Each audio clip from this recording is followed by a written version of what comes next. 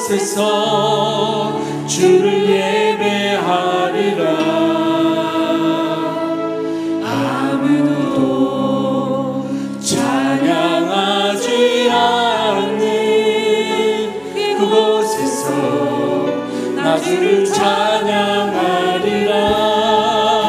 누구도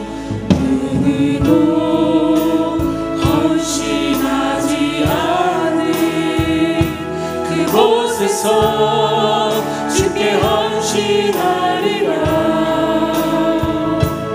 누구도 증거하지 않는 그곳에서 나 주를 증거하리라.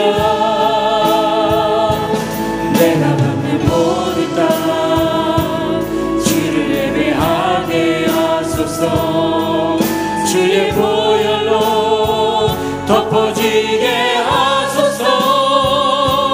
내가 선이고 주의 거룩한 곳 되게 하소서. 주의 향기로 물들이소서. 내가 받는 모든 땅 주를 예배하게 하소서. 주의 보혈로 덮어지게 하소서. 내가 선이고 주의 거룩한 곳 되게 하소서. 주의 향기로 물들이소서. 주의 향기로 물들이소서. 아멘.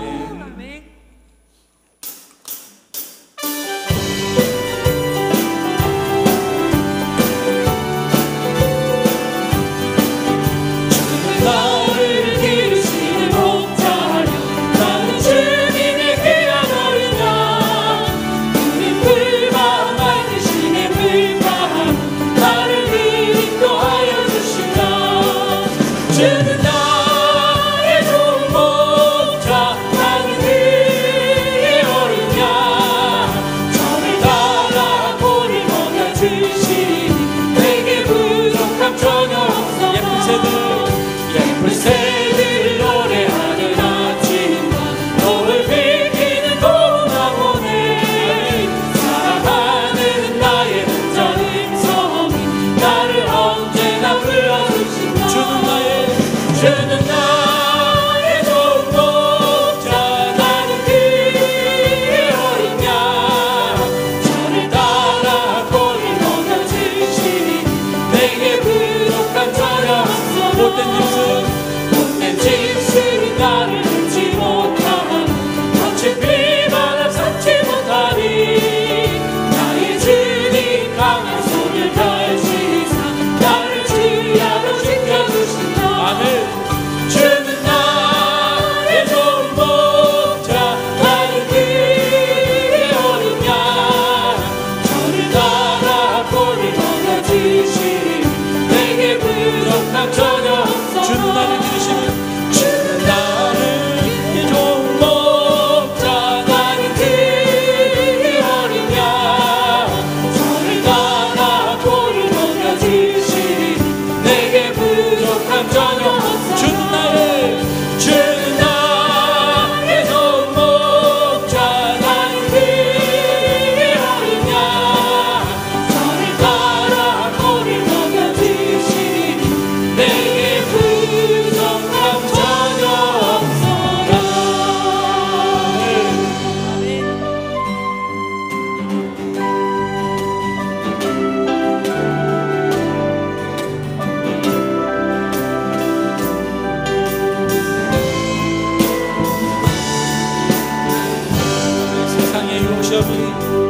세상의 유혹 시험이 내게 몰려올 때에 나의 힘으로 그것들 모두 이길 수 없네. 거대한 폭풍 가운데 위축된 나의 영혼 어찌할 바를 몰라 헤매이고 있을 때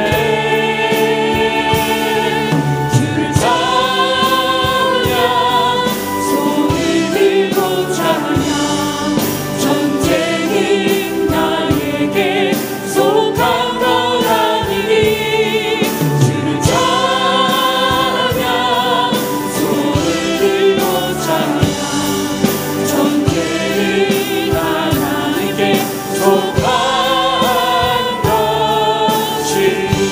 거짓과 속임수로 가득한 세상에서 어디로 갈지 몰라 머뭇거리고 있네. 공중의 권세 잡은 자 지금도 우리들을 실패와 절망으로 넘어뜨리려 하네. 아멘. 주를 찬양, 주를 찬양, 손을 들고 찬양. 전쟁은 나에게 속한 것 아니니. 주를 찬양, 손을 들고 찬양. 전쟁은 하나님께 속한 것이니. 아멘. 주위를 둘러보며 안으로 없는 길 믿음의 눈이 들며 보이는 분 계시네. 지금도 내 안에서 역사하고 계시는 사망과 어둠의 권세 물리치신 예수님. 주를 찬양, 주를 찬양, 손을 들고 찬양. 전쟁은 나에게 속한 것 아니니. 주를 찬양, 손을 들고 찬양. 전쟁은 하나님께 속한 것. 다시 한번 주를 찬양, 손을 들고 찬양. 주를 찬양, 손을 들고 찬양. 전쟁은 나에게 속한 것 아니니. 주를 찬양, 주를 찬양, 손을 들고 찬양. 전쟁은 하나님께 속한 것이니. 아멘. 아멘. 우리 지금 부르는 이 찬양을 우리 가사를 생각하면서 함께 찬양하기 원합니다. 오늘 가정 세미나의 적합한 찬양입니다. 위로의 말 한마디, 긴장을 풀어주고, 용서의 말 한마디, 용서의 말 한마디, 치유를 가져옵니다. 겸손한 말 한마디, 겸손한 말 한마디, 존귀 여김받고, 존귀 여김받고, 교만한 말 한마디, 교만한 말 한마디, 멸망을 가져옵니다. 가장 아름다운 말, 미고 사주. 미안해요, 고마워요, 정말 사랑해요.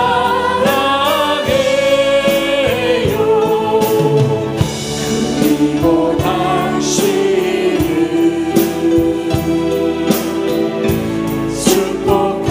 축복합니다.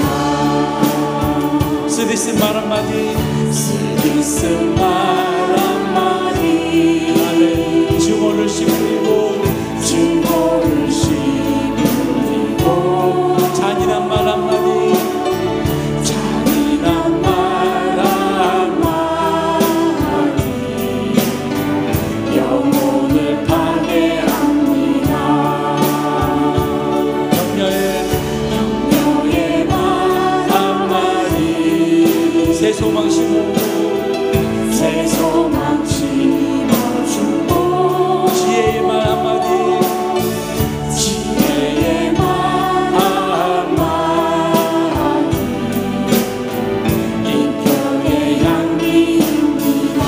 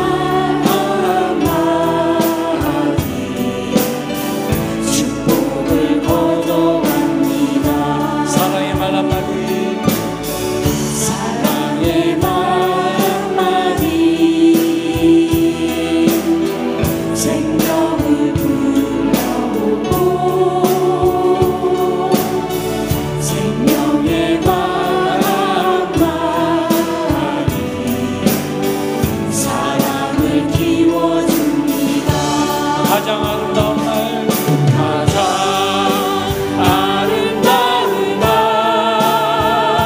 이곳 산주, 이곳 산주.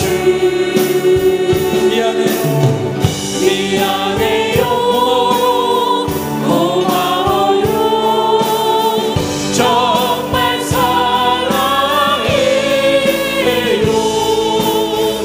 그리고 당신이 축복합니다. 가장 아름다운 마음, 가장 아름다운 마음, 이곳 산주. 미안해요, 고마워요, 정말 사랑해요.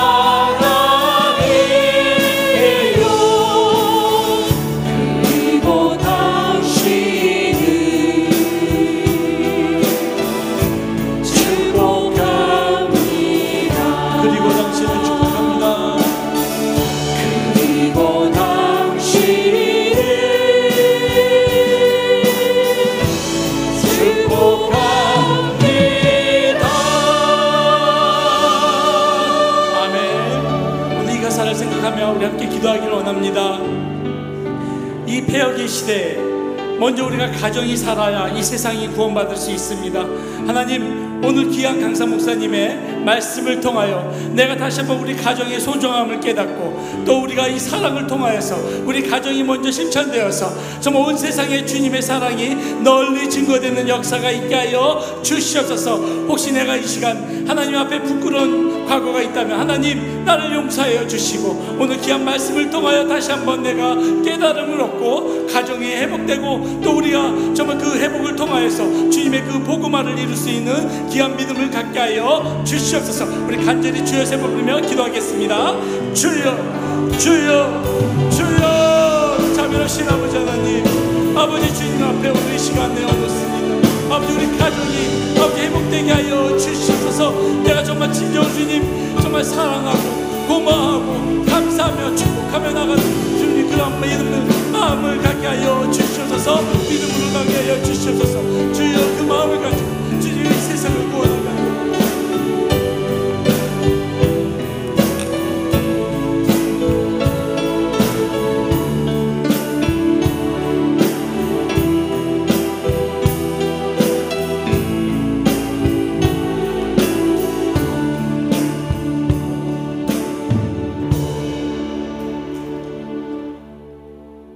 이르시되 너희가 너희 하나님 나 여호와의 말을 들어 순종하고 내가 보기에 의를 행하며 내 계명의 귀를 기울이며 내 모든 규례를 지키면 내가 애굽 사람에게 내린 모든 질병 중 하나라도 너희에게 내리지 아니하리니 나는 너희를 치료하는 여호와임이라. 아멘.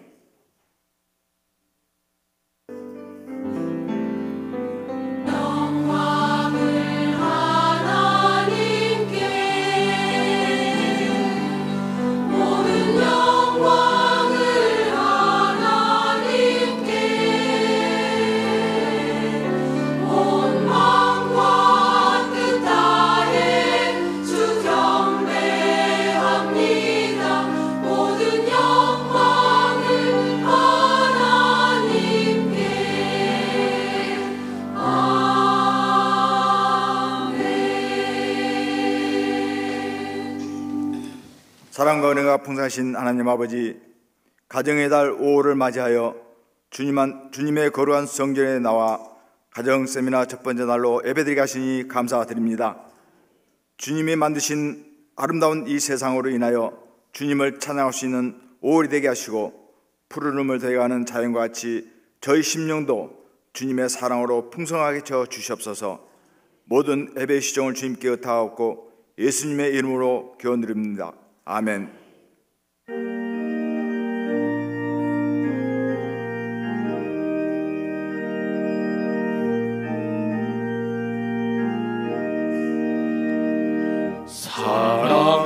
사랑하는 주님 앞에 형제자매 한자리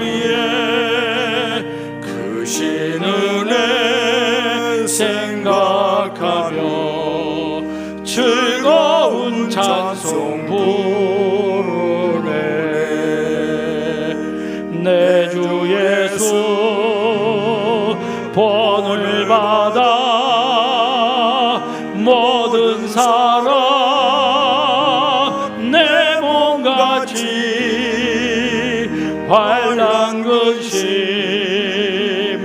위로하고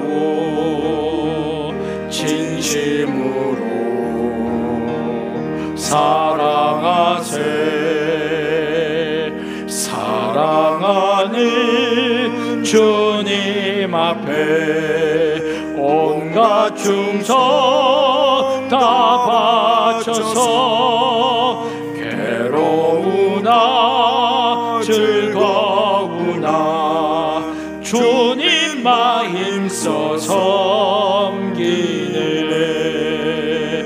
우리 주님 거룩한 손 제자들의 발을 씻어 남 섬기는 종의 도를 몽소행에 보이셨네. 사랑하는 주님 예수 같은 주로 섬기나니 한 피 받아 한 몸 이룬 형제여 친구들이여 한 몸같이 친밀하고 마음으로 하나 되어 우리 주님 크신 뜻을 지성으로 준행하세.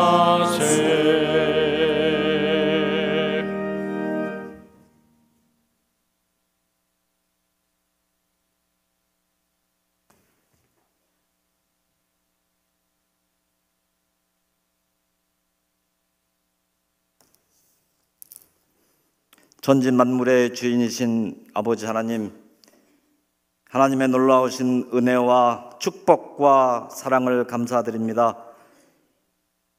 올해도 어김없이 저희들에게 이렇게 가정의 날을 허락하시어서 가정의 소중함과 가정을 향한 주님의 뜻과 계획이 무엇인지를 알게 하심을 감사드립니다. 이 예배에 참여한 모든 성도들 주님께서 함께 동행하여 주시고 성령님이 성전 가득 채워주셔서 오늘 이 예배를 통하여 저희들이 모든 것 회복되고 충만한 기쁨을 얻을 수 있는 귀한 시간 되게 인도하여 주시옵소서. 먼저 2018년 올해 주님께서는 우리 한민족에게 너무나도 커다란 축복을 허락하여 주셨음을 아버지 하나님 감사드립니다.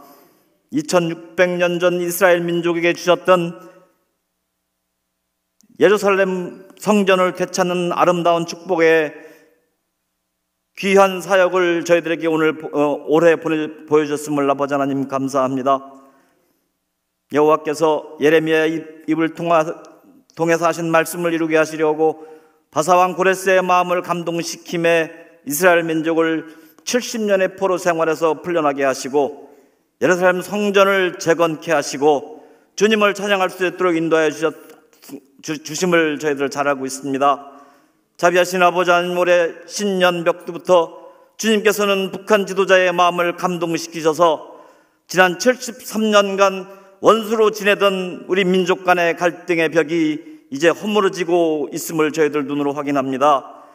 자비하신 아버지 하나님, 이 변화 후에 오직 주님의 섭리가 아니면 이룰 수 없음을 고백하오니 앞으로의 남은 모든 과정도 주님께서 간섭하시고 인도하여 주시옵소서.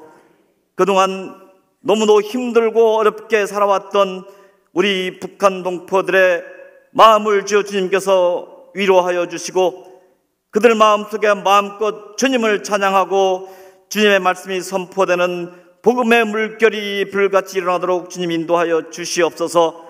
저희들 온전히 주님께서 계획하시고 주님의 입김으로 이루어짐을 고백하오니 아버지 하나님, 저희들 기도하며 온전히 주님만을 바라보며 온전히 주님을 위하여 기도하는 저희 모든 믿음의 식구들 되게 주님 인도하여 주시옵소서.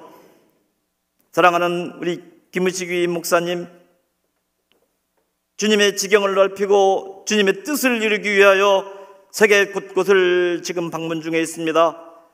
하늘의 뜻이 이 땅에서 이루어질 수 있도록 동행하여 주시고 능력으로 보호 인도하여 주시옵소서. 오늘 한경근 목사님, 엘리사를 통하여 이루셨던 주님의 기적의 사역을 증거로 붙잡고 우리 가정도 회복시켜 주시기를 간절히 간구하는 마음으로 이 단위에 서십니다. 아버지 하나님, 그 목사님의 입술을 주장하여 주시옵소서. 능력을 더하여 주시옵소서. 저희들이 오늘 주시는 이 말씀을 듣고 저희들 가정이 회복되는 놀라운 시작점이 될 수 있도록 주님 인도하여 주시옵소서. 우리 각 가정에 주님께서 세우신 아버지가 모세가 되고 가족이 아론과 훌이 되어 같이 중보함으로 육신의 부족함도 채워주게 주님 인도하여 주시옵소서. 영적인 빈 창고도 가득가득 채울 수 있도록 인도하여 주시옵소서. 물질의 어려움도 가득 채워 충만하게 넘치는 가족들로 주님 회복되게 인도하여 주시옵소서. 오늘의 예배를 위하여 찬양으로 수고하는 우리 샬롬 찬양단과 아가페 찬양대회 주님께서 함께하여 주시어서 그들의 입술을 통하여 전해지는 모든 주님을 찬양하는 목소리가 이 자리와 우리들의 마음을 가득 채우고 넘칠 수 있도록 인도하여 주시옵소서.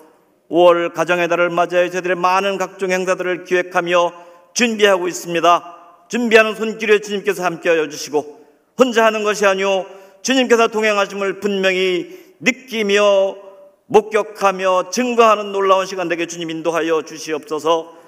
오늘의 모든 예배 주님께서 동행하여 주시고 인도하여 주실 줄 간절히 바라옵고 모든 말씀 예수님의 이름으로 간절히 간구하며 기도하였습니다. 아멘.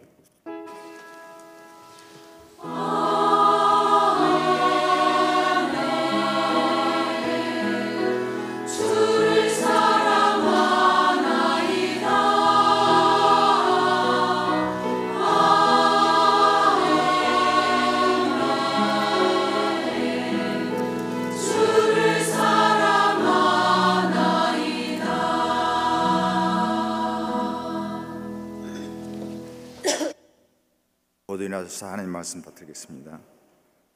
오늘 우리에게 주신 하나님의 말씀은 열왕기하 4장 1절로 7절 말씀입니다. 제가 가지고 있는 성경책은 구약 565쪽입니다. 제가 봉독에 올리겠습니다. 선지자의 제자들의 아내 중에 한 여인이 엘리사에게 부르짖어 이르되 당신의 종 나의 남편이 이미 죽었는데 당신의 종이 여호와를 경외할 줄은 당신이 아시는 바이니이다. 이제 빚준 사람이 와서 나의 두 아이를 데려가 그의 종을 삼고자 하나이다 하니 엘리사가 그에게 이르되 내가 너를 위하여 어떻게 하랴? 내 집에 무엇이 있는지 내게 말하라. 그가 이르되 계집종의 집에 기름 한 그릇 외에는 아무것도 없나이다 하니 이르되 너는 밖에 나가서 모든 이웃에게 그릇을 빌리라. 빈 그릇을 빌리되 조금 빌리지 말고 너는 내 두 아들과 함께 들어가서 문을 닫고 그 모든 그릇에 기름을 부어서 차는 대로 옮겨 놓으라 하니라. 여인이 물러가서 그의 두 아들과 함께 문을 닫은 후에 그들은 그릇을 그에게 가져오고 그는 부었더니 그릇에 다 찬지라. 여인이 아들에게 이르되 또 그릇을 내게로 가져오라 하니 아들이 이르되 다른 그릇이 없나이다 하니 기름이 곧 그쳤더라. 그 여인이 하나님의 사람에게 나아가서 말하니 그가 이르되 너는 가서 기름을 팔아 빚을 갚고 남은 것으로 너와 내 두 아들이 생활하라 하였더라. 아멘. 이 말씀은 살아계신 하나님의 말씀입니다.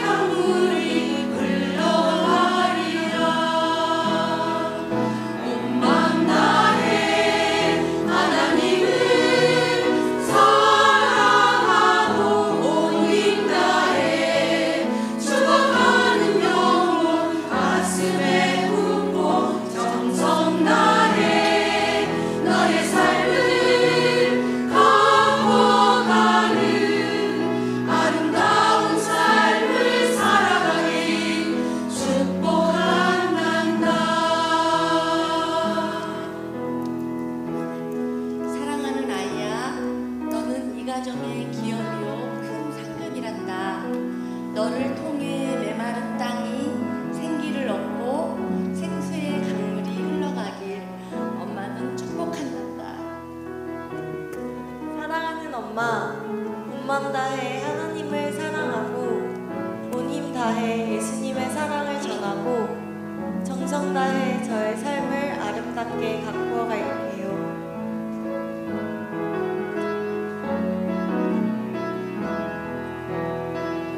온맘 다해 하나님을 사랑하고 온 힘 다해 죽어가는 영혼 가슴에 품고 정성 다해 너의 삶을 가꿔가는 아름다운 삶을 살아가길 축복한단다.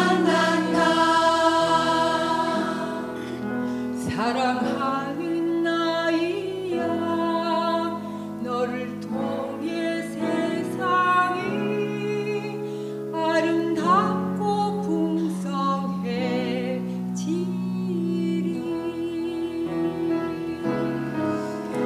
너를 너무나도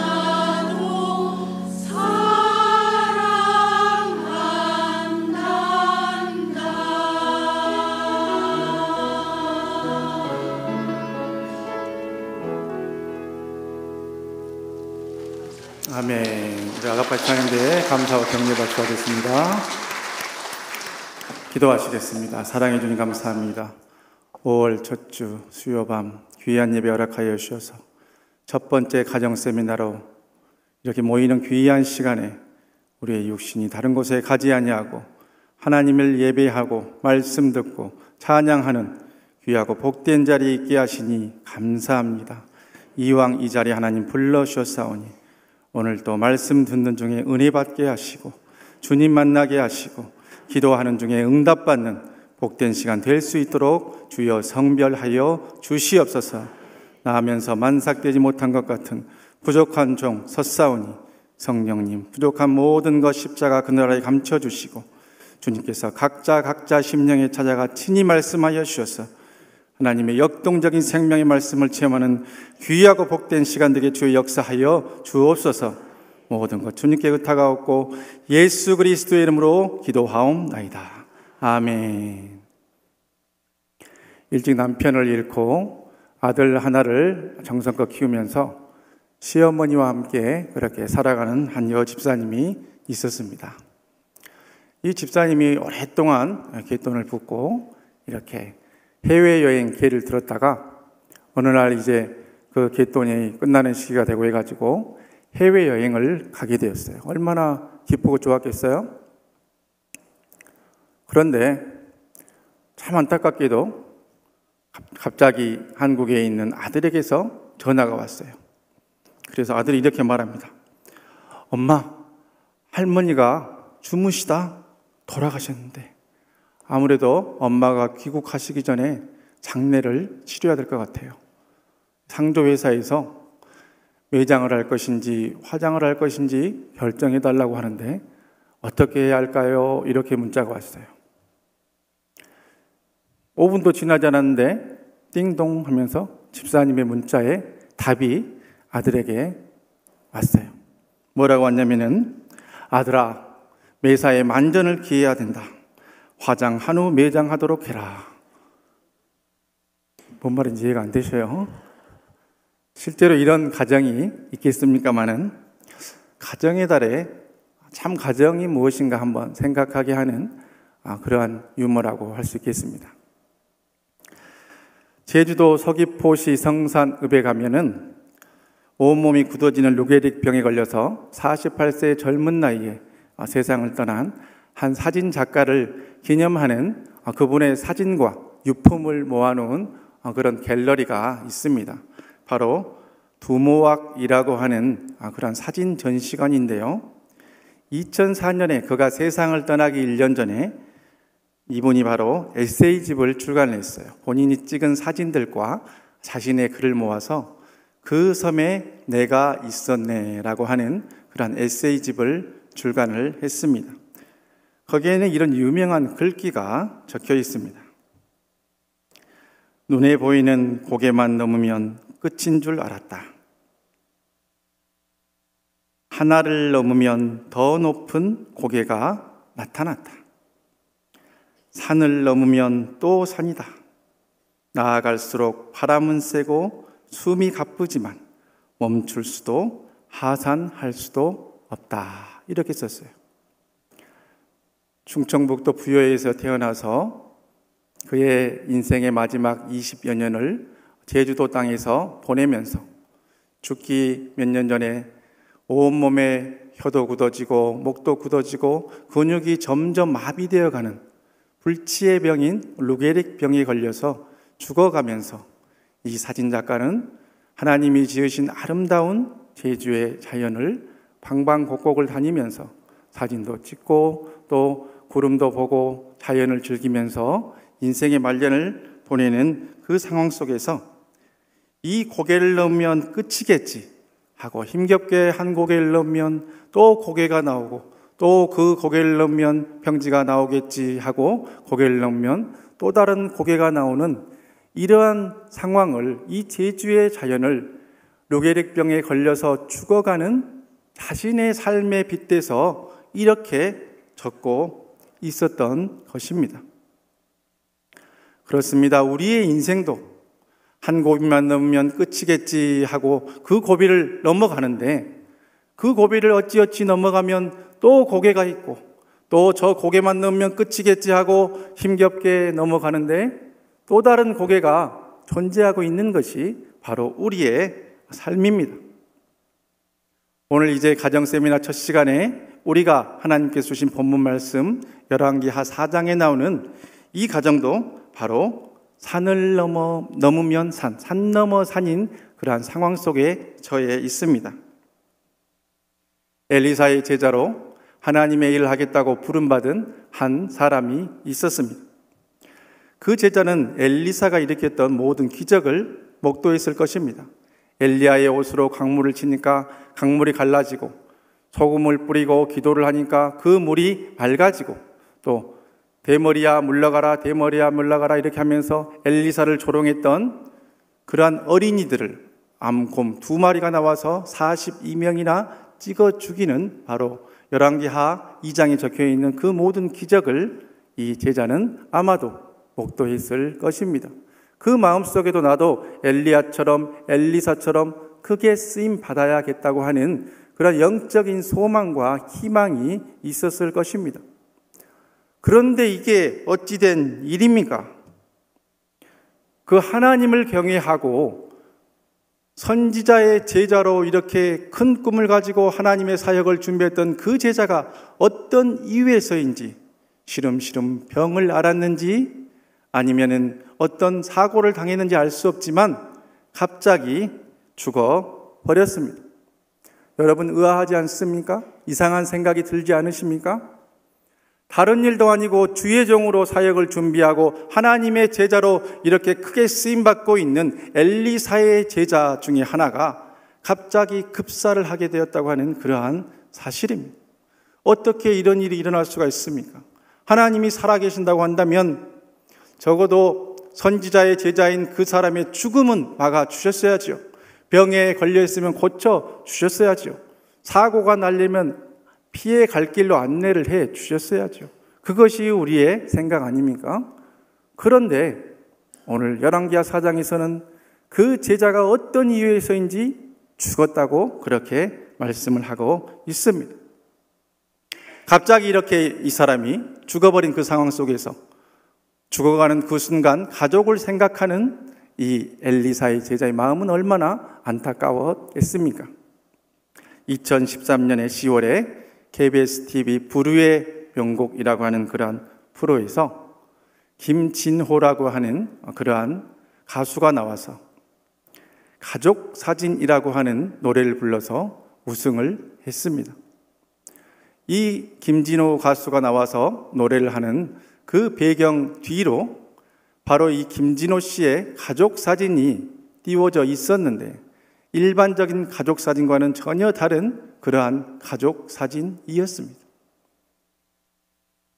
바로 어머니의 품속에는 아버지의 영정사진이 들려져 있고, 그 어머니를, 영정사진을 들고 있는 그 어머니를 이 가수 김진호 씨가 이렇게 만면에 웃음을 띠면서 안고 있는 그러한 사진이었습니다. 저 영정사진은 변변히 영정사진도 찍지 못해서 명함에 있는 그 사진을 확대해서 영정사진을 만들어 놓으라, 그렇게 가수 김진호 씨가 이야기를 했습니다.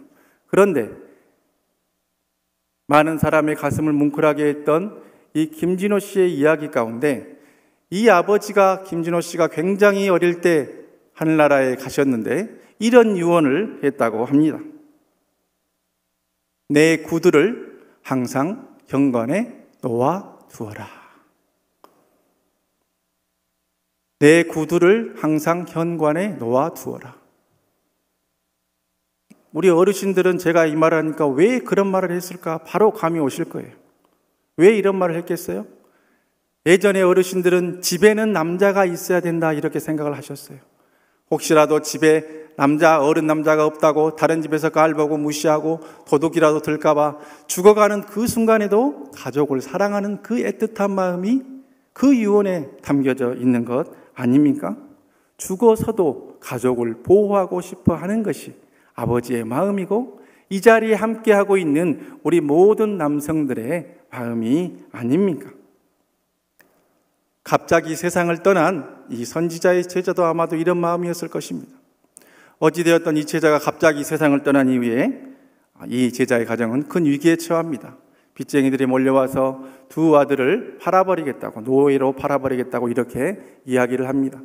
그 상황 속에서, 이 답답한 상황 속에서, 이 큰 위기 속에서 이 제자의 부인이 남편이 그토록 섬겼던 엘리사에게 찾아가는 것으로 오늘 우리가 읽은 본문의 1절 말씀이 끝나고 있습니다. 큰 위기를 만난 그러한 가정입니다. 오늘날 2018년 한국을 살아가고 있는, 한국 땅에 있는 우리의 가정의 모습은 어떠합니까? 우리나라 국책연구기관 중에 한국보건사회연구원이라고 하는 그러한 기관이 있습니다.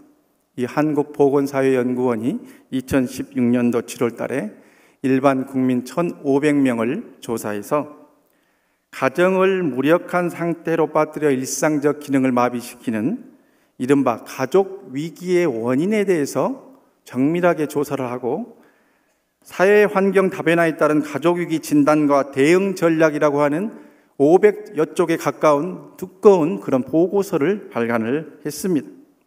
이 보고서에 따르면, 불과 2년 전에 쓰여진 보고서인데, 오늘날 우리가 살고 있는 이 한국 사회에서 가족 위기를 경험한 적이 있다 하고 답한 가족이 무려 46.1%가 있다고 응답을 했습니다. 그렇다고 하면 그 46.1%에게 어떤 이유로 당신의 가족이 큰 위기에 처했습니까? 하는 것을 질문을 하니까, 첫 번째가 51.5%가 경제적 위기라고 말합니다. 물질의 문제라고 말합니다. 절반 이상이. 이 자리에 앉아 계신 우리 사랑하는 치유하는 교회 성도님들도 물질의 문제로 얼마나 마음을 졸이고 계십니까? 은행에서 문자만 와도 가슴이 덜컹하지 않으십니까? 누군가 찾아온다고 협박 문자를 보내고 있지 않습니까? 대출을 연장할 때가 되면 어떤 소리를 들고 또 어떻게 가야 하나, 혹시나 아는 사람을 만나면 어떡하나 하는 그런 가슴 졸이는 떨림의 순간이 있지는 않으십니까? 그러한 문제를 이 땅에 살아가는 많은 분들이 동일하게 경험하고 있습니다.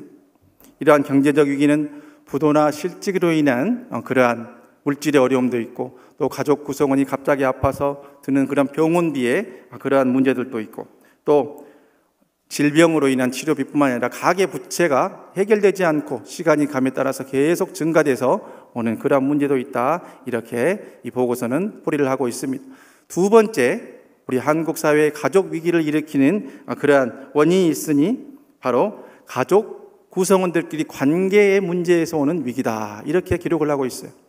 이것은 무려 22.4%가 이렇게 기록을 하고 있는데, 이것은 남편의 가정폭력, 남편이 술만 먹으면 때리고 집안에 집기를 부수고 하는 그런 가정폭력이 아직도 이 한국 사회에 만연하고 있고, 그 다음으로는 부부간의 갈등, 어떤 이유에서인지 서로에게 만족하지 아니하고 서로 각방을 쓰고 서로 문제를 일으키는 그런 부부간의 갈등을 또한 가지고 있다는 것이고, 또 부모와 자녀 간의 갈등, 특별히 아버지와 아들과의 갈등, 어머니와 딸과의 갈등, 그런 갈등들이 또한 이 땅에 많은 가정들이 함께 경험하고 있다고 하는 것을 지적을 하고 있습니다.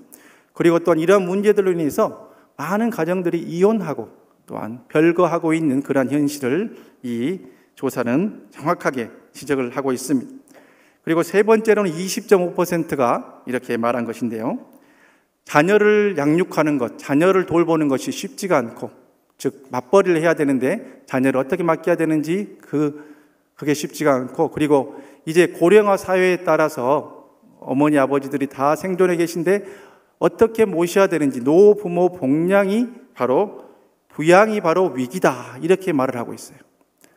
자, 그 다음에 이제 재난이나 가족 구성원의 자살 위기가 약 2% 미만의 수치로 이렇게 기록이 되어져 있는데, 우울증이나 어떤 자살 위기가 무려 2% 가까이 기록이 됐다는 것도 이 한국 사회가 얼마나 지금 병들어 죽어가고 있는가 하는 것을 우리가 반증하고 있습니다.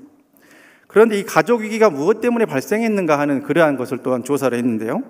이것은 이제 여러 가지 그런 해당되는 답들을 한꺼번에 중복 응답을 할 수가 있었습니다. 그 가운데 첫 번째는 47.5%가 경제적인 어려움이다.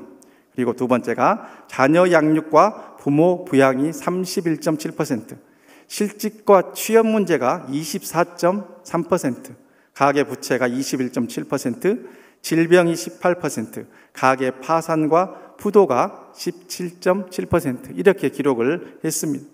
이러한 가족의 위기를 얼마만큼 어느 정도의 기간 동안 경험을 했냐고 하니까 평균이 6년 동안이나 경험을 했다, 이렇게 말하고 있습니다.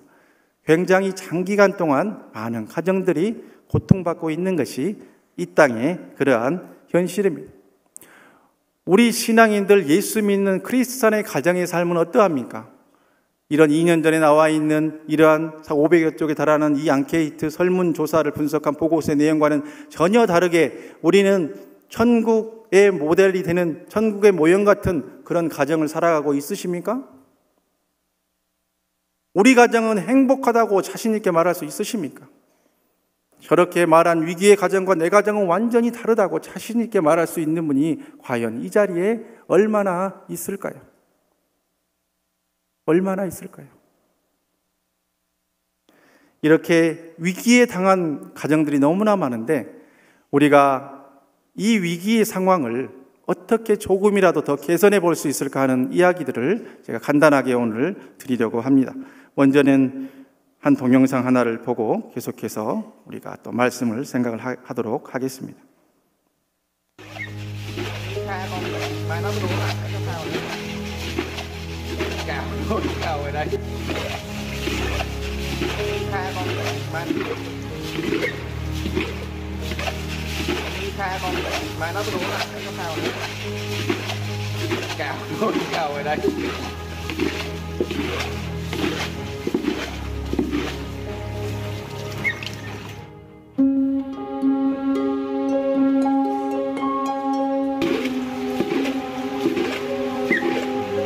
Nó tạt ra đây, đó, nó tạt ra đó, nó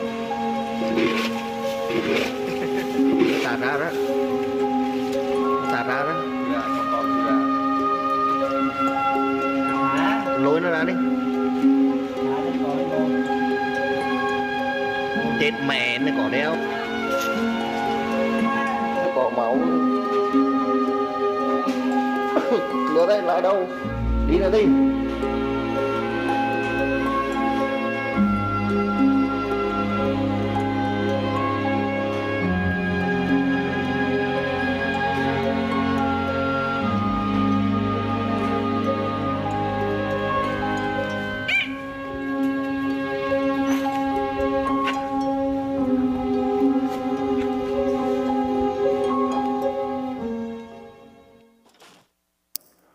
따로 설명이 필요 없는 그러한 영상이죠. 이렇게 짐승조차도 자신의 새끼를 위해서 목숨을 걸 줄 알고, 하물며 우리는 어떻습니까?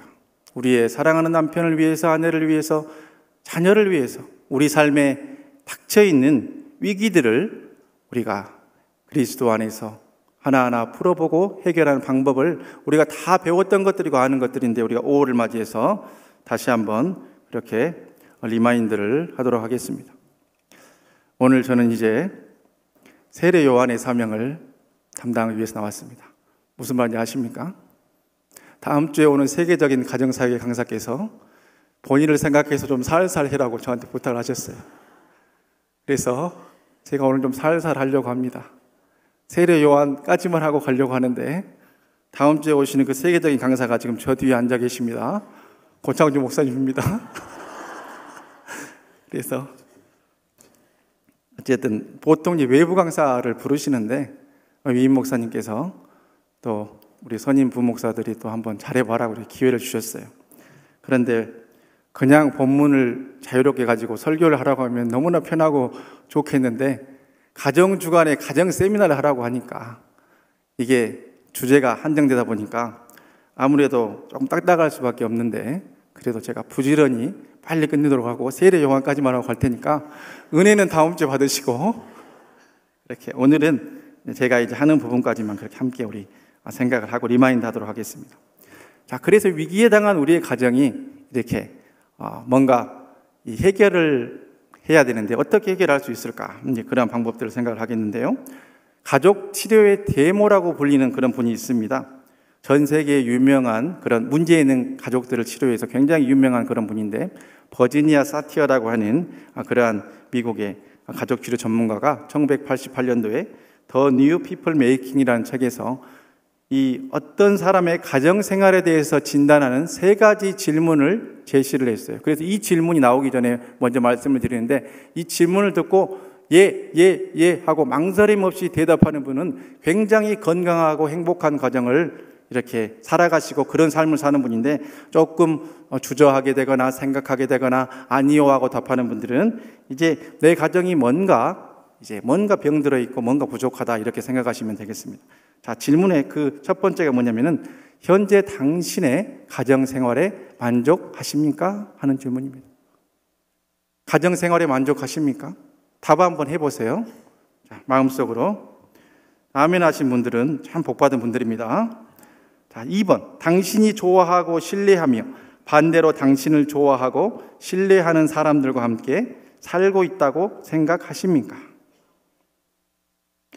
아무 때나 아멘 하는 거 아니에요. 이건 설교가 아니에요. 지금 질문이면 예, 아니요로 답해야지. 아무 때나 그냥 아멘 하는 분들이 있어요. 예, 아니요로 답하세요. 굳이 답을 하시려면. 자, 3번째 질문. 당신이 가족의 구성원이라는 것이 재미있고 즐겁고 행복한가요?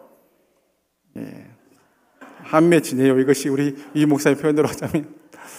자, 어쨌든 보니까 3분의 1 정도는 예라고 답을 하셨어요. 참 너무나 감사합니다. 이렇게 이 질문이 별거 아닌 것 같은데 자세히 생각을 해보세요. 가정 생활에 만족하고 있느냐, 또 신뢰하고 사랑하는 사람들과 함께 살아가고 있느냐, 그리고 그 가족에 내가 남편이라는 것이, 아내라는 것이, 자녀라는 것이, 그것이, 형제라는 것이 참 행복하고 즐겁냐, 이렇게 물어보는 거예요. 여기서 내가 자신 있게 예라고 답할 수 있었다고 한다면 참 복받고 귀한 분들입니다. 그분들은 가정 세미나 참석할 이유가 없는 분들이에요. 집에 가세요, 그냥 오늘 제가. 자, 그런데 많은 분들은 답을 못해요. 3분의 2 정도는 답을 못하시지 않습니까? 자, 그런데 이 버지니아 사티어가 이 질문을 통해서 이제 계속 리서치를 하는 과정에서 문제 가정은 4가지 공통점이 있다는 것을 또 발견을 했어요. 문제 가정의 4가지 특징. 첫 번째는 가족의 구성원들이, 개개인들이 가족 안에서 자신의 감정과 생각을 나타내는 자아 존중감이 낮다는 거예요. 쉽게 말하면 할 말을 하지 못하고 품고 산다는 거예요. 자유로운 그런 커뮤니케이션, 소통이 안 되고 있다는 거예요. 문제 가정은. 내가 내 아내가 무서워서 무슨 말을 못한다 하는 분은 일본에 걸리는 거예요. 자신의 생각을 마음껏 표현을 못하고 있어요. 그리고 2번에 가니까 또 이것을 더 구체화해서 말을 하고 있죠. 문제 가정의 두 번째 특징이 뭐냐면은 다른 가족 구성원들과 의미를 나누기 위해 사용하는 의사소통이 직접적이지 않고 모호하며 솔직하지 못하다 하는 것이에요. 뭔가를 감춰야 되고 하고 싶은 말을 정확하게 못한다는 그러한 이야기입니다.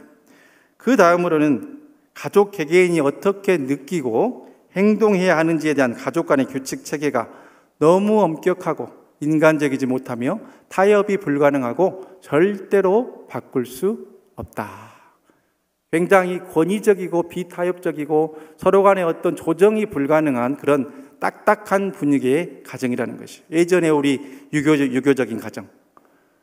남자들만 밥 따로 먹고 여자들은 또 이쪽에서 따로 먹고 그런 모습들이 바로 이 대표적인 이러한 형태의 가정이라고 이렇게 보시면 틀림이 없습니다. 어떤 조직이나 어떤 사회도 마찬가지죠.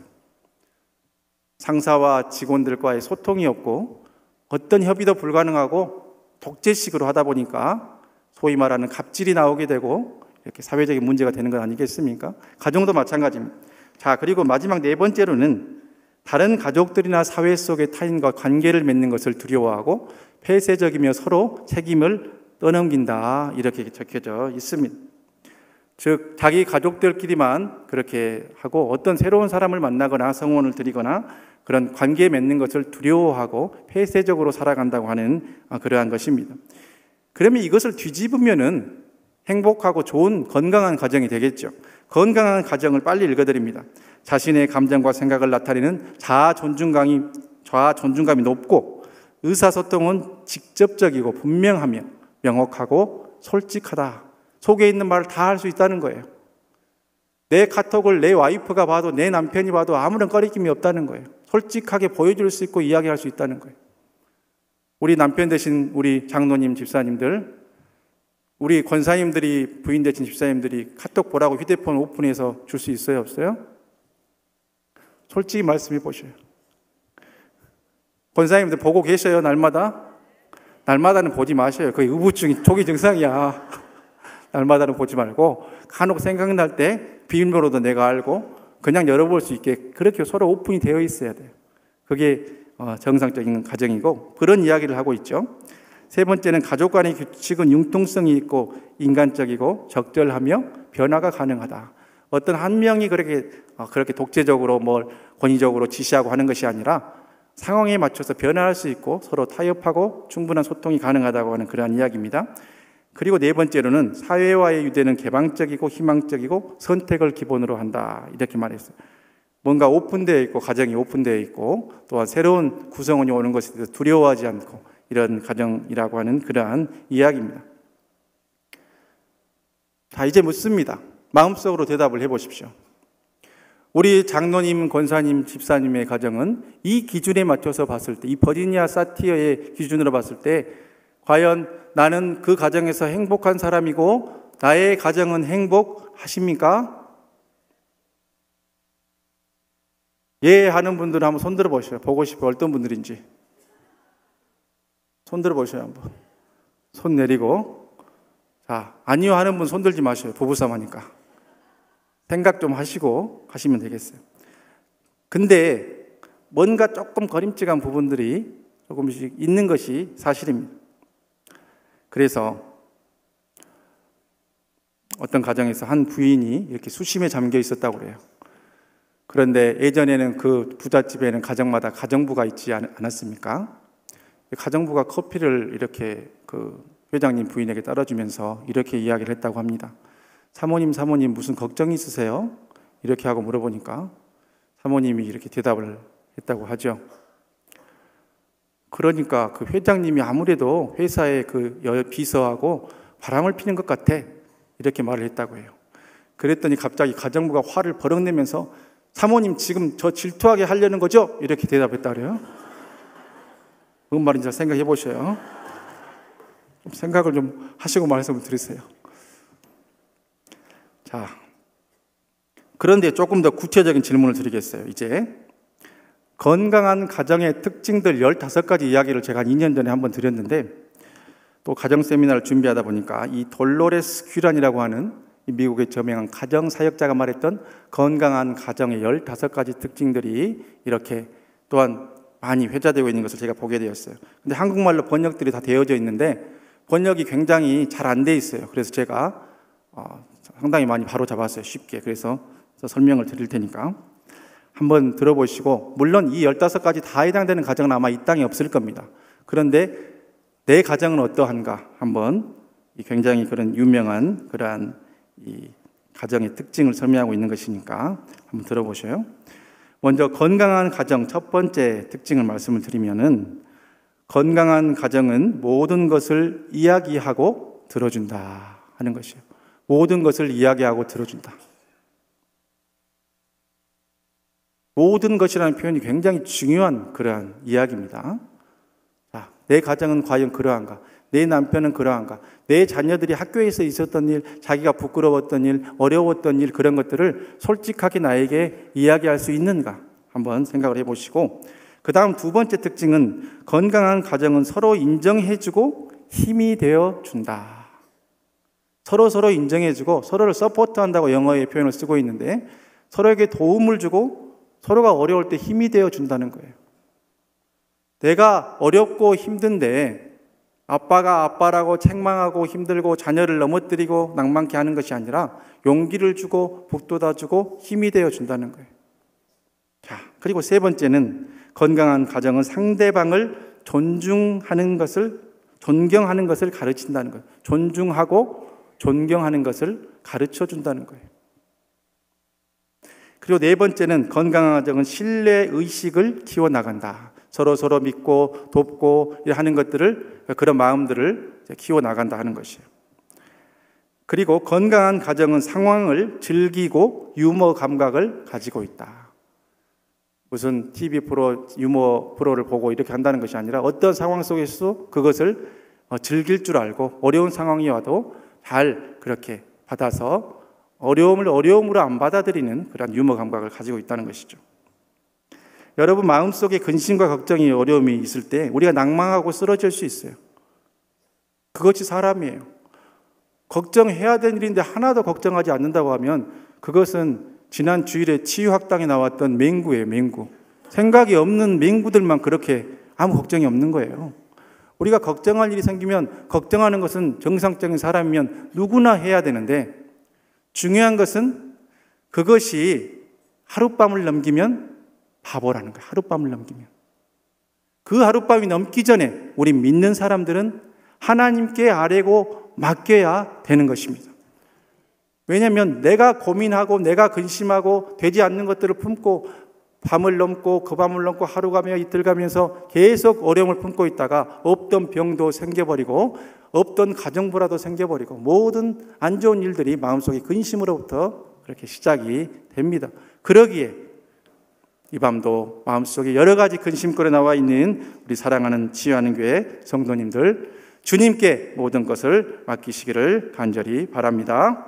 그 다음으로 여섯 번째 특징, 건강한 가정의 특징은 책임을, 서로 가족 구성원의 책임을 공개적으로 함께 나눈다 하는 것이에요. 서로 책임을 지고, 아빠는 아빠로서의 일을 하고 엄마는 엄마로서의 일을 하고 딸은 딸로서의 일을 그렇게 한다는 것이에요.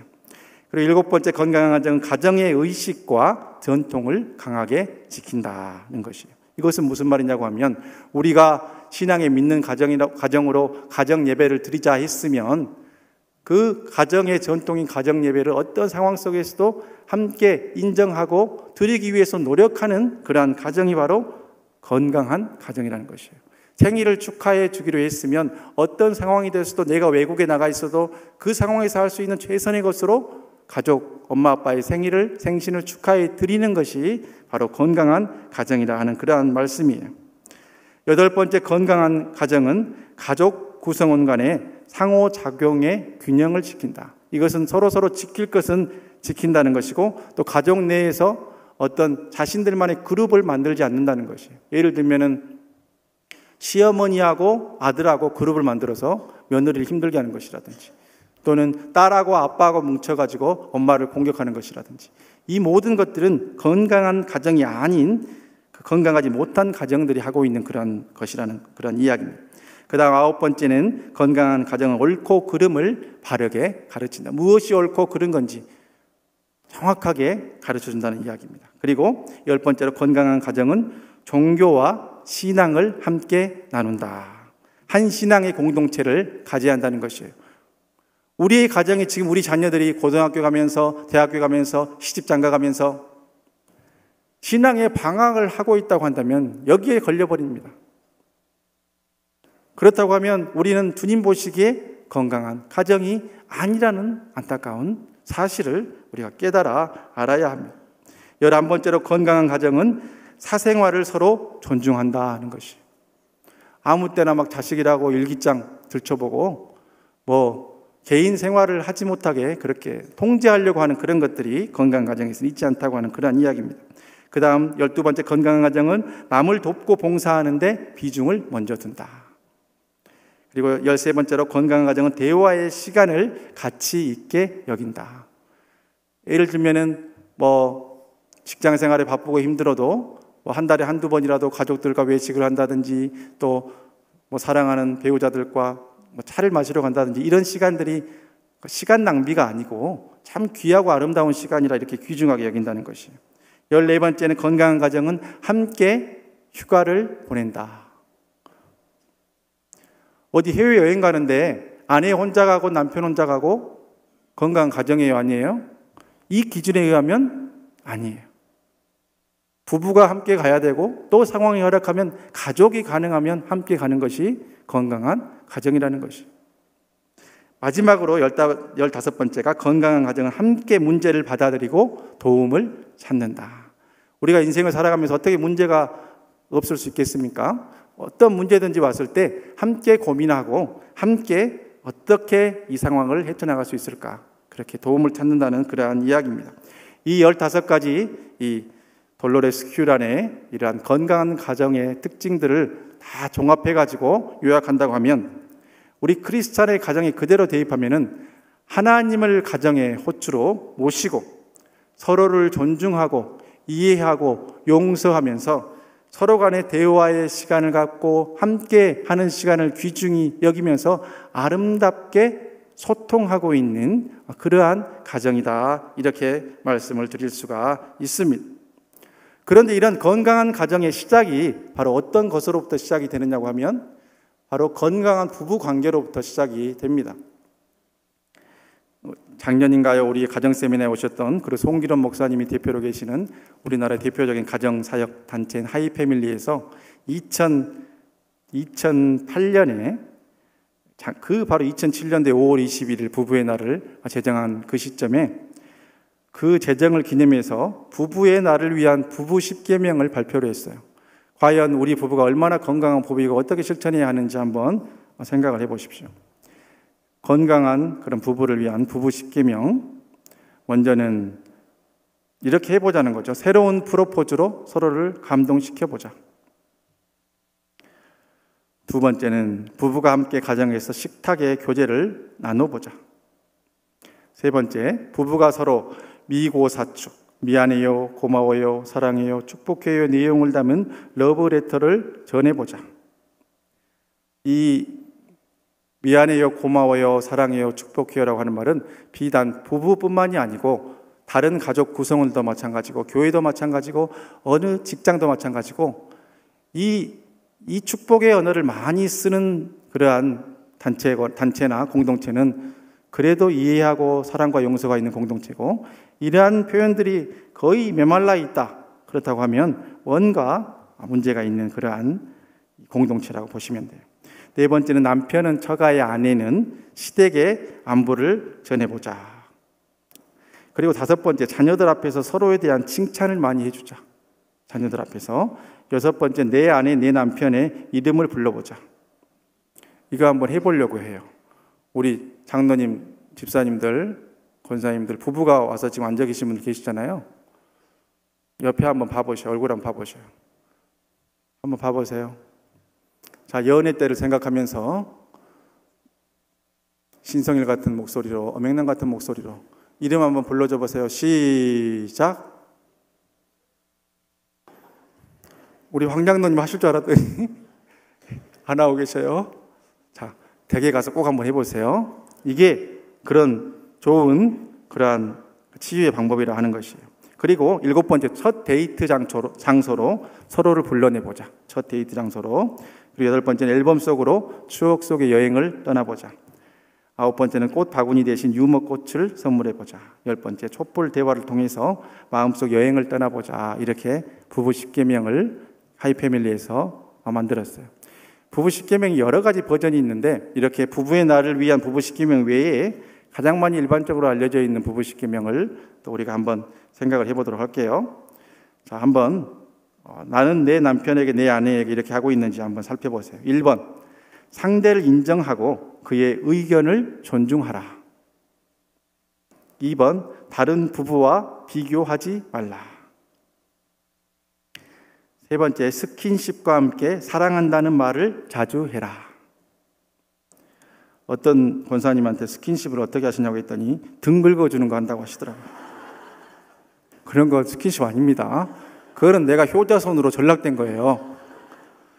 4번째, 인격적인 모욕이나 상대방의 부모 형제를 욕하지 마라. 5번째, 거짓말을 하지 말고 상대를 끝까지 믿으라. 6번째, 서로 격려하는 말을 아끼지 마라. 7번째, 늘 상냥하고 부드러운 얼굴로 대하고 수입의 범위 내에서 근검 전략한다. 8번째, 서로에게 관심을 갖고 격려하며 따뜻한 대화의 시간을 자주 갖는다. 9번째, 지키지 못할 약속은 처음부터 하지 말라. 10번째, 대화는 최대한 천천히 하고 정확하게 알고 난 후에 답변한다 하는 것이에요. 지금까지 우리가 이제 상당히 폭넓게 이런 이 땅의 가정들이 경험하고 있는 위기와 또 이것들을 어떻게 우리가 일반적인 사회적인 방법으로 해결할 수 있을까 하는 그런 얘기를 해봤는데, 이것들을 다 모아서 한마디로 요약한다면 사랑 안에서 서로 소통해라 하는 것이에요. 한번 따라해 보실까요? 사랑 안에서 서로 소통하자. 몇 년 전인가 한국 사회 유행어가 바로 소통 아니겠습니까? 이 소통이란 단어의 뜻이 뭐냐고 하면은 상호간에 서로 막히지 않고 잘 통하고 뜻이 서로 통해서 오해가 없는 것이라고 이렇게 사전에서 말씀하고 있습니다. 서로 대화하고 사랑하고 이해하고 하는 것이 바로 소통하는 것 아니겠습니까? 김정은이하고도 소통하는데 왜 집에 있는 아내하고 남편하고 자식들하고 소통을 못하고 계시고 안 하고 계십니까? 그래서 오늘 이 큰 위기를 당한 선지자의 제자의 아내의 상황도 간단하게 우리가 다시 한번 정리하면, 하나님을 찾고 하나님의 선지자인 엘리사를 통해서 하나님과 소통함으로 삶의 문제가 해결되어진 것을 우리가 볼 수가 있습니다. 엘리사의 제자의 아내가 그 온통하고 억울한 상황 속에서 남편이 죽었다고 그냥 거꾸러져서 절망하고 한탄하면서 가만히 있었다고 한다면 두 아들은 팔려서 노예로 그렇게 끝나버렸을 것이고, 이 여인은 정신이 나갔거나 미쳤거나 아니면 돌아버렸거나 아니면 끔찍하게도 자살을 했을지도 모르는 이런 극한의 어려운 상황에 처해 있었습니다.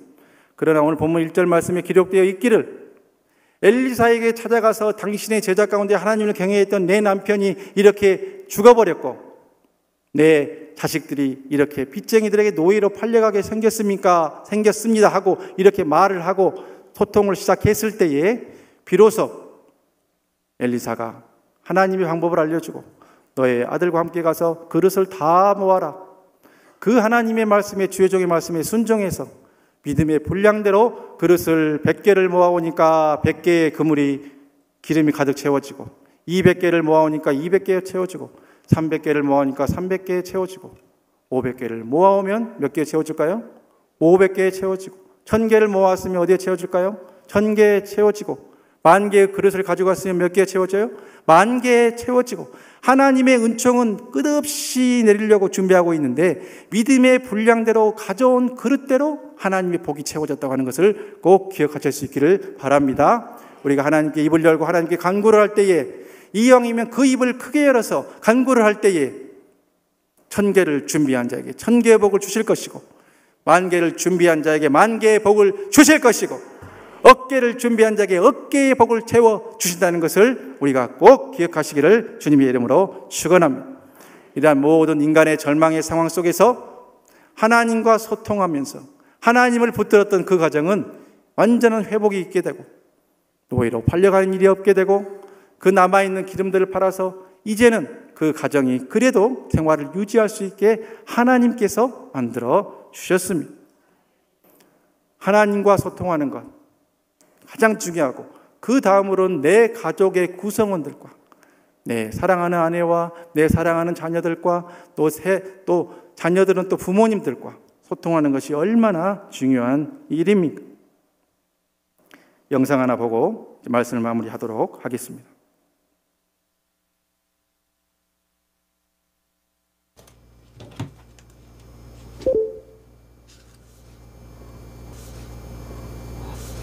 헐. 부임?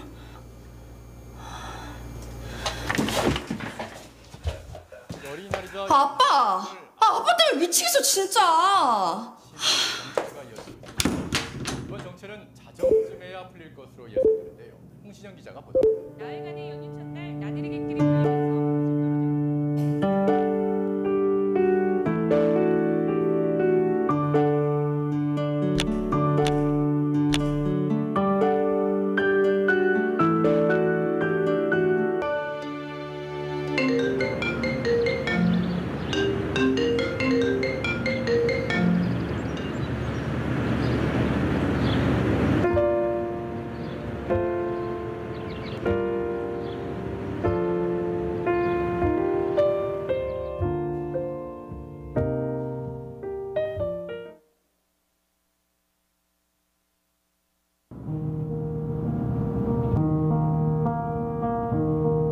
할머니는 그랬다.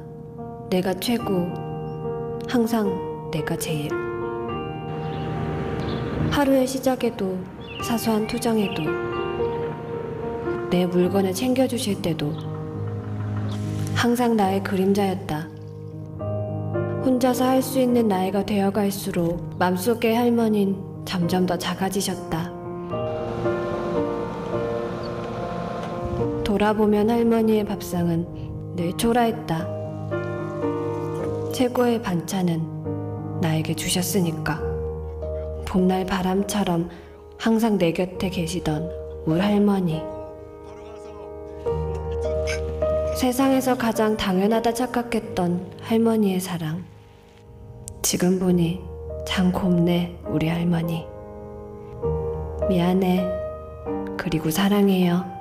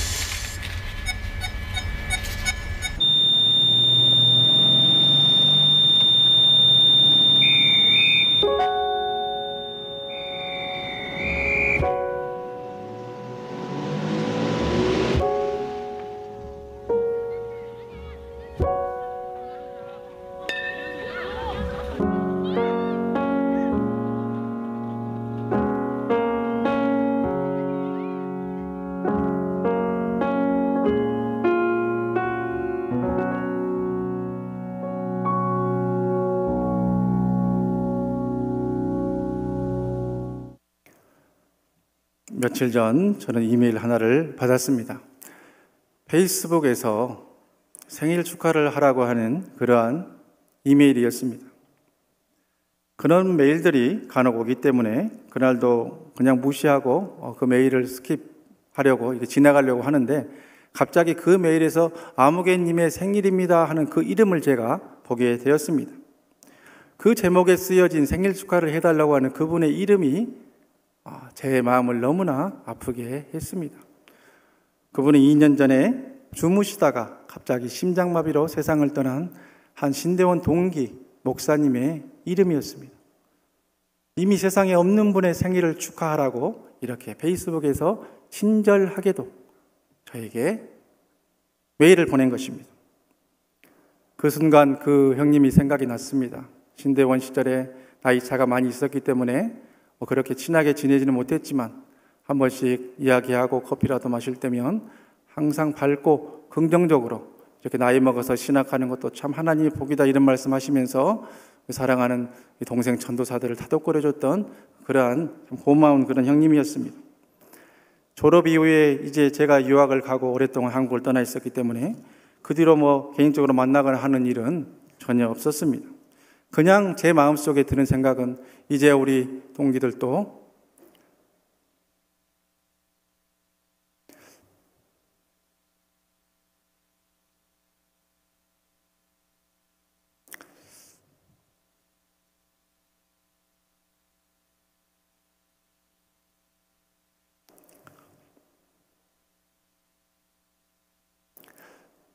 담임 목회 나가고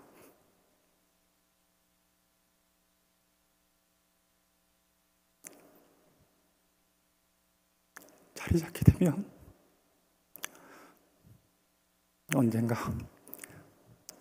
동기회에서 그 형님을 만날 수 있겠거니 이렇게 생각을 했습니다.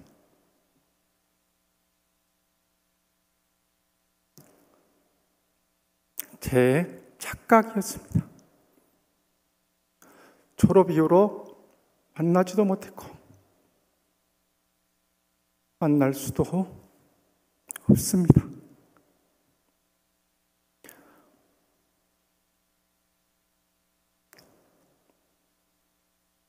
그분의 이름이 적혀 있는 이메일을 보면서 연락할 수 있을 때 했어야 했는데 볼 수 있을 때 봤어야 했는데 그런 안타까움이 며칠 전 제 마음속에 밀려왔습니다. 어제도 참으로 안타까운 소식이 우리에게 들려오지 않았습니까? 용돈이라도 벌어보겠다고 총각물을 캐고 밭일을 하고 오시던 어르신들이 25인승 미니버스를 타고 오다가 고란도 승합차와 충돌을 해가지고 8명이 그 자리에서 돌아가시고 11명이 중상을 입은 안타까운 사태를 우리는 보도를 통해서 봤습니다. 그분들이 아침에 밭일을 나갈 때 내가 저녁에는 저 영안실에서 꽁꽁은 시체로 이 세상 사람이 아닐 것이다 하는 것을 알고 나갔겠습니까? 우리의 인생은 이처럼 장담할 수가 없습니다. 저는 5월을 맞이해서 우리 교회 달력을 넘기면서 깜짝 놀랐습니다. 그 사진의 가운데 있는 한 집사님이 불과 몇 달 전 다른 교회 가셨다가 이 세상에 없고 주님 품에 안겨 있다고 하는 것을 보면서 이분은 죽어서까지 내일 일은 모른다고 하는 말씀을 우리에게 몸으로 보여주고 계신다 하는 그런 깨달음이 있었습니다. 제가, 여러분이, 여러분의 가족이, 여러분의 남편이, 여러분의 자녀가, 여러분 자신이 천년만년 이 땅에 살아있을 것이라고 착각하지 마십시오. 사랑한다고 말할 수 있는 기회가 있을 때 사랑한다고 이야기하시고, 전화할 수 있을 때 전화하시고, 용서할 수 있을 때 용서하시고, 소통할 수 있을 때 소통하시고, 문제를 놓고 기도할 수 있을 때 기도하라고 오늘 주님께서 우리에게 말씀하고 계십니다. 우리의 삶 가운데서 내일 일을 절대 자랑하지 말고 지금 나에게 준 사랑하는 가족들, 아내들, 친척들, 또한 우리 교회 공동체 허락해 주신 주의 종들과 또 장로님들, 권사님들, 집사님들, 모든 성도님들이 항상 내 주위에 이 모습으로 그냥 그렇게 있는 것이 아니라 하나님이 지금 나에게 허락해 준 가장 큰 선물이라는 것을 믿으면서 서로 천국의 언어로 섬기시고 미안합니다, 고맙습니다, 사랑합니다, 축복합니다 이야기하시고, 이 밤도 돌아가셔서 사랑하는 자녀들에게 먼저 전화하시고 사랑하는 부모님들께 먼저 연락하셔서 천국의 작은 모형을 회복해 나가는 5월이 되기를 하나님께서 우리에게 원하고 계십니다. 제가 기도하고 오늘 말씀을 마치겠습니다. 사랑해 주님 감사합니다.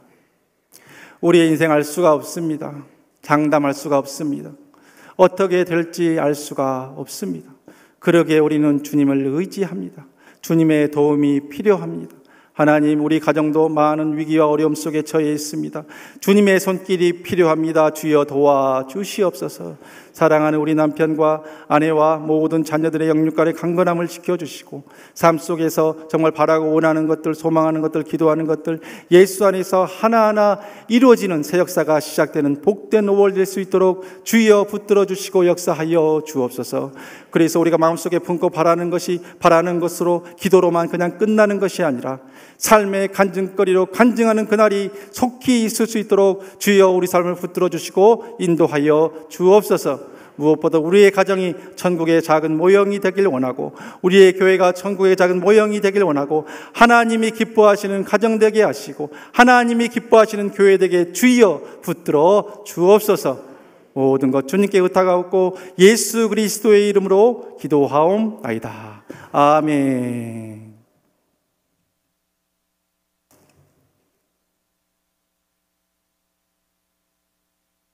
귀한 말씀 감사합니다. 우리 감사의 박수 한번 하겠습니다. 제가 살살하라고 그렇게 부탁을 했건만 아무튼 이 가정사역에 대한 좋은 자료는 오늘 총동원돼 가지고 다 나와가지고 다음 주에 나는 뭐 하라고 처음에는 좀 살살 해주는 줄 알았어요. 나중에는 정말 은혜를 많이 끼쳐주셨습니다. 대단히 감사합니다. 우리 위임 목사님 여러분 아시는 대로 총회 수련회 일정으로 유럽 순방 중에 있습니다. 여러분 위에서 기도해 주시기를 바랍니다. 그리고 어린이날 연휴 관계 때문에 이번 주 토요일에 모여라 기도회를 하지 않고 그 다음 주 토요일 12일 토요일에 모여라 기도회를 갖습니다. 여러분 꼭 기억하시기를 바랍니다. 그리고 행복한 가족 사진전 5월 20일에 있습니다. 신혼가정부 주최로 진행되는데 여러분 각 가정에 우리 가족들과 함께 찍은 행복한 사진들 제출해서 함께 기쁨을 나눠주시기를 바라고 또 15기 부부 행복 동산 아직도 신청 마감되지 않았습니다. 각 교구마다 3가정씩 꼭 추천해서 함께 할 수 있도록 협력해 주시기를 바라고 그 다음에 5.1 여전도회에서 지금 38회 가족 찬양제를 지금 준비하는 가운데 각 교구에서 지금 현재 4팀밖에 들어오지 않았습니다. 그래서 이걸 어떻게 해야 되냐고 저만 보면 발을 동동 구르는데 여러분 각 교구에서 꼭 한 가정 이상 출전해서 함께 하나님 앞에 영광 드릴 수 있도록 협력해 주시기를 부탁을 드리고 중요한 광고를 한 가지 하겠습니다. 중요한 광고는 이제 우리가 매년 단기 선교를 앞두고 바자회를 했는데 올해부터는 사랑 나눔 축제라고 해서 지역 주민들과 함께하는 큰 축제로 계획하고 있습니다. 그래서 6월 1, 2, 3 3일간 금토일 3일간 이제 갖도록 계획하고 있는데 이 사랑 나눔 축제를 위해서 물품을 모집합니다. 이번 주일부터 물품을 접수를 받는데 집에서 사용하지 않는 물건들 가운데 판매할 수 있는 판매가 가능한 물건들을 꼭 여러분 후원해 주시면 대단히 감사하겠습니다. 그래서 이번 주일부터 5월 6일 주일부터 교회 로비에서 접수받도록 하겠습니다. 나머지 광고들은 주보를 참조해 주시기를 바랍니다. 우리 찬송가 559장 그리고 축도함으로 예배 마치겠습니다.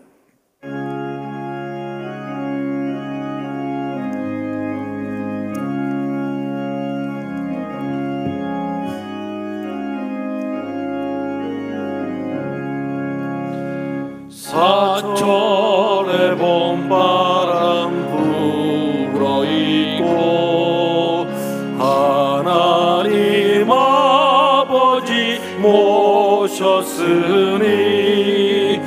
믿음의 반석도 든든하다. 우리 집 즐거운 동산이라. 고마워라 임마누엘 예수만 섬기는 우리 집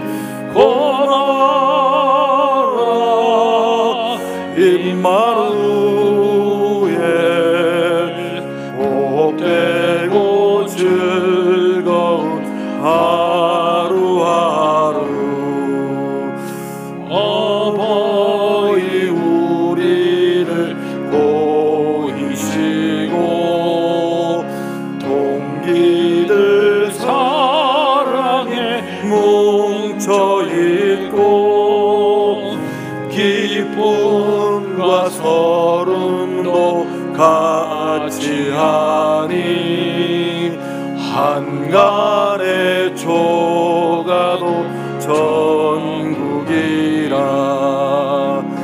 고마워라 임마누엘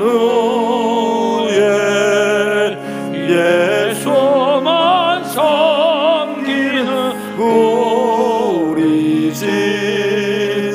고마워라 임마누엘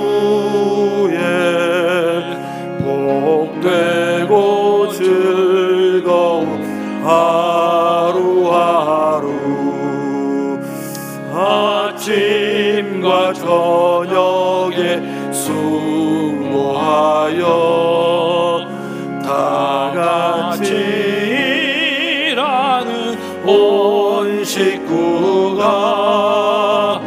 한 상에 둘러서 먹고 마셔. 여기가 우리의 낙원이라. 고마워라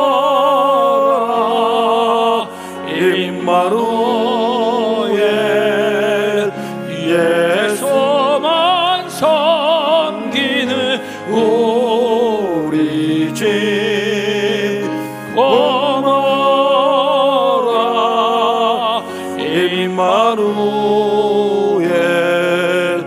복되고 즐거운 하루하루.